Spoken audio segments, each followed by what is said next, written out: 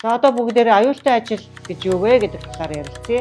Аюултай ажил гэдэг бол хүүхдийн эрүүл мэнд, аюулгүй байдал, зан суртахуунд цөргөөр нөлөөлж байгаа. Мөн хүүхдэд одоо ажиллахад таагүй, эрүүл мэндэд нь хортой, амь насанд нь аюултай тийм ажлын байрны нөхцөлийг бол аюултай ажил гэж нэрлэж байгаа. За ерөнхийдөө бол хүүхдэд бол энэ ажлын байрны тавуу нөхцөл бол одоо илүү цөргөөр нөлөөлдөг. Ягаад гэвэл хүүхдийн бие бэлдэр, санаа, хөгжил гүйцээгүй учраас насан туршидээс илүү энэ одоо аюултай ажлын байр бол хүүхдэд цөргөөр нөлөөлдөг байгаа. Тийм учраас хүүхдийг аюултай ажлын байрнаас хамгаалахын тулд одоо насан туршаагүй хүнийг ажилуулахыг хоригдсон аюултай ажлын байрын жагсаалтыг гаргахыг хэн газруудад үүрэг болгосон байдаг. За ерөнхийдөө манай улсад бол хэдэн хүүхэд энэ аюултай ажлыг эрхэлж байна вэ гэдгийг судалгаа хийгдсэн байгаа. За үндэсний статистикийн хороо, хөдөлмөр нийгмийн хамгааллын яам, олон улсын хөдөлмөрийн байгууллагын хамтарсан судалгаагаар 2023 онд манай улс нийтдээ 58 мянган хүүхэд аюултай ажил эрхэлж байна гэсэн судалгаа гарсан байгаа. Энэ бол их том тоо.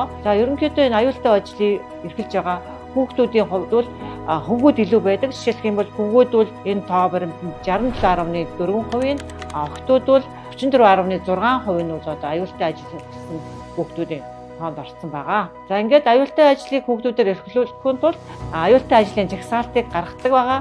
За Монгол улсын хувьд бол Монгол улсын засгийн газар одоо энэ аюултай ажлын жагсаалтыг насан туршаагүй хүн эрхлэлтийг хоригдсон ажлын байрны жагсаалт гэдэг нэрээр гаргасан байгаа. Ерөнхийдөө бол тодорхой хугацааны дотор бол энэ ажлын байрны жагсаалтыг шинжилдэг. Одоо хамгийн сүүлийн жагсаалт бол судалгааны дараа 2024 онд бол шинжлэгдэн гарсан байгаа.